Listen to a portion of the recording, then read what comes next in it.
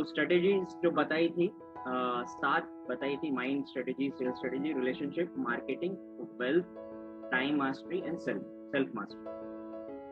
तो last time हमने mindset and sales mastery, हमने ये 2 पॉइंट्स कवर किए थे। आज 1 घंटे का ही हमारे पास टाइम होता है, तो मेरे ख्याल से आज भी मैं सिर्फ 2 ही टॉपिक कवर कर पाऊंगा। अगर टाइम मिलता है तो फिर आगे देखते हैं। तो तीसरा पॉइंट जो मैं कवर करने वाला हूँ आज, रिलेशनशिप एंड मार्केटिंग स्ट्रेटेजी। तो पहले रिकैप कर लेते हैं माइंडसेट। रिकैप मैं बहुत ही फास्ट करूंगा, डिटेल में नहीं एक्सप्लेन करूंगा, मैं पॉइंट्स दिखा दूंगा कि हमने क्या क्या कवर किया था। तो माइंडसेट स्ट्रेटेजीज, तो इसमें था कि हमारे और हमारे सक्सेस के बीच में एक कैंसर है, या 3 कैंसर इस तरह के हैं जो कि हर एक के लाइफ में होती हैं, और कभी वो ठीक हो जाती हैं, कभी फिर से अपेयर होती हैं।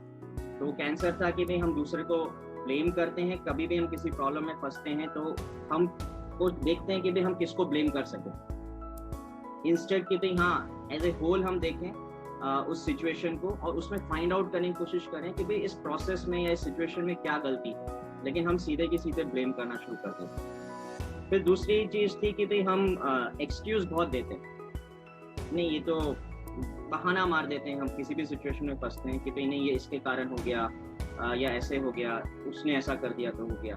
और तीसरी चीज है कि हम डिनायल मोड में चले जाते हैं। तो ये जो 3 पॉइंट्स थे, इस 3 पॉइंट्स को ओवरकम करने के लिए स्ट्रेटेजीज दिए जा रहे हैं इस प्रेजेंटेशन में। पहला है माइंडसेट स्ट्रेटेजी, तो इसके अंदर 7 स्ट्रेटेजीज दी गई हैं, जिसको आप ही को फॉलो करना है, आप ही को इसका रूल्स बनाने का है, और आप ही को उसको आगे तक फॉलो करना है, day by day, weekly basis पे, मंथली बेसिस पे। तो 100% रिस्पॉन्सिबिलिटी आपको लेनी है अपने सिचुएशन की। आपको हर एक जो चीज आप कर रहे हैं, हर एक एक्टिविटीज जो आप करते हैं, चाहे वो इस बिजनेस से रिलेटेड है या पर्सनल जो भी आपका जो एक्टिविटी है, उसके अंदर आपको 100% पार्टिसिपेट करना है। अगर नहीं करना है तो आप उसको नहीं कीजिए, लेकिन अगर कर रहे हैं तो 100% कीजिए, और हर एक चीज आप फन के साथ कीजिए।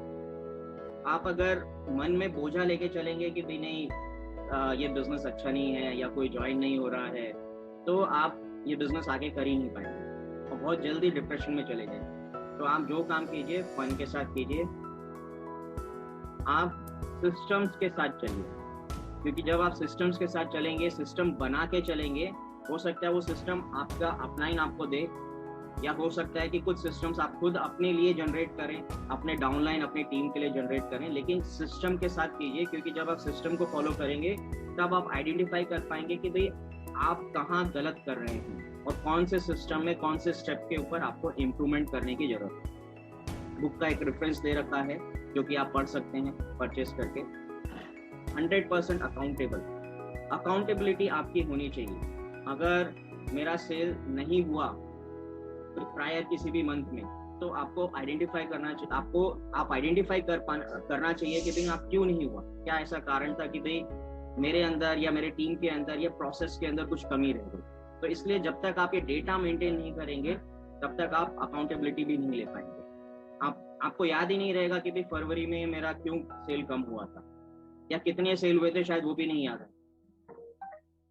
फिर आपको जो काम करें आप एक क्लैरिटी के साथ करें, और क्लैरिटी का मतलब क्लैरिटी तभी आएगा जब आप अपने गोल डिफाइन करें। और गोल को आप, गोल सिर्फ ये नहीं है कि भाई मैंने लिख दिया कि भाई मेरे को कार खरीदना है, लेकिन मेरे को ये भी होना चाहिए कि कार मेरे को कब तक खरीदने का है। एक डेडलाइन जो प्रैक्टिकल हो, जो फीजिबल हो, जो आप उसको अचीव कर सके, ऐसा गोल आप सेट करो। तो ये तभी कर पाएंगे जब आपको क्लैरिटी होगी। इसके गोल को अचीव करने के लिए कुछ फॉर्मूलाज दिए थे, जो कि था वर्टेक्स लिस्ट क्वाड्रेंट, वो एक फॉर्मूला था, उसको आपको फॉलो करना चाहिए।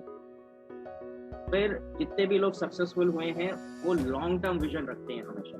वो 1 महीने 2 महीने का प्रायर अपना रिजल्ट देख के निराश नहीं होते। उनको पता होता है कि मुझे 1 साल के अंदर क्या अचीव करना है, और वो उसी डायरेक्शन में जा रहे हो। अगर मेरा अगस्त में सेल नहीं हुआ तो वो निराश नहीं होंगे, क्योंकि उन्हें पता है कि 1 साल में मुझे इतना अचीव करना है, 2 साल में इतना अचीव करना, 5 साल में मैं इस बिजनेस में इस लेवल तक पहुंचूं। तो वो उसी की तरफ बढ़ते रहे।